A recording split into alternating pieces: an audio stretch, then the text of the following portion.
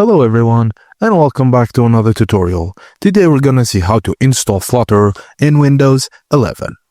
First thing you need to do is go to your browser and head to flutter.dev. On the top menu, click on Docs, then Get Started, Install, then Windows. Choose your first app type as Android.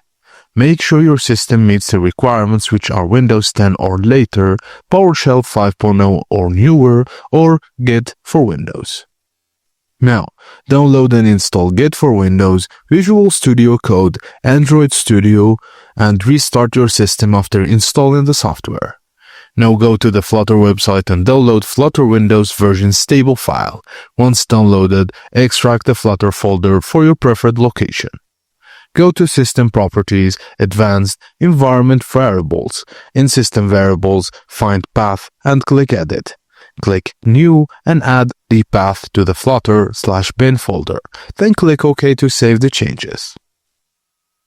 Now open the Flutter folder and double-click on the Flutter console. To check the installation, type Flutter Doctor. This command checks for any missing dependencies.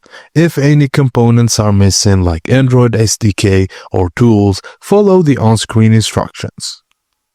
And that's it, guys. As simple as that. Thank you for watching, and please don't forget to like and subscribe for more.